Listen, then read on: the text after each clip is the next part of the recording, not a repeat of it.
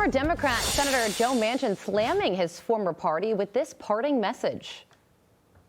I am not a Democrat in the form of what the Democratic Party has turned itself into, the national brand. Absolutely not. The brand got so bad. The D brand has been so maligned from the standpoint of it's toxic.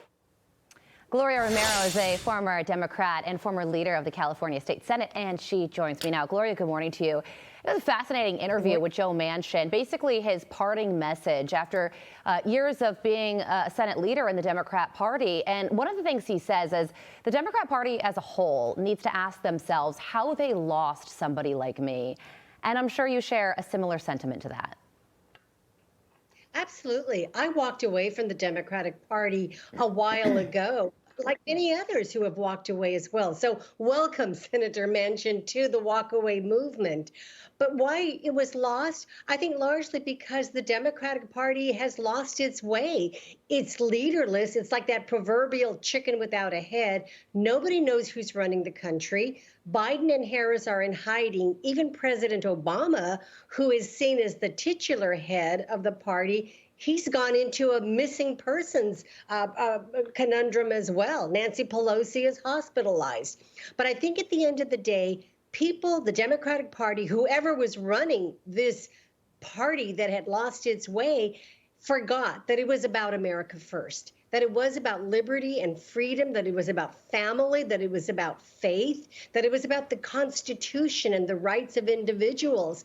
And Senator Manchin, though, unfortunately, on his way out the door, said he hopes for a new American party, not realizing that that party today and tomorrow will be and is the Republican Party under an America First Trump-led party. That's why I left the Democratic Party, and I was a loyal blue Democrat in California. Well, I was just about to ask you why you left, what the final straw was for you. So you answered that question. Also, Gloria, the Wall Street Journal just published a fascinating piece just a couple hours ago about how the Democrat Party right now is in crisis, and they don't have a clear message or a leading messenger. They write, quote, Trump's victory has triggered anxiety and second guessing among Democrats, including whether their party has become too elite and fixated on identity politics to still appeal to the working class voters, long at the center of their voter coalition. So this is a moment in time, Gloria. How long will it last until the party course corrects? I do not think it can and will correct. I believe that in history, we are seeing a major inflection point, the complete collapsing of the Democratic Party. The Whig Party no longer exists. The Confederate Party doesn't exist. The Democratic Party, there are no certainties in politics in America, and we've seen parties come and go. This party refuses to recognize that it has lost its way. It's a chapter. It's, gone with the wind. And basically, we are seeing the end of this. Whether a new party emerges, that will wait to be seen. But people like Senator Manchin, Senator Sinema as well, who also tried to be somewhat of a moderate to get the party back on track and be a little bit sensible left. Leo Terrell, myself, Bobby Kennedy, even Donald J. Trump at one point. Yeah, he was a Democrat. Party. And so I think we're really looking at the end.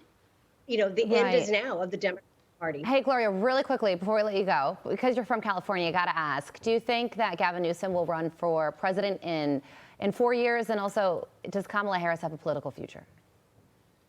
Will run. He is running. He's running at taxpayer expense. However, I do not believe that he will be successful. We're waiting to see if Kamala Harris will run for the presidency again. If she does, she will be beat again. Again, these lessons have not been learned by either of them. They continue to cling to this far left woke identity politics that the American people across political stripes have soundly rejected. Well, it was great talking to you, Gloria. Thank you so much for joining us this morning. Have a great day.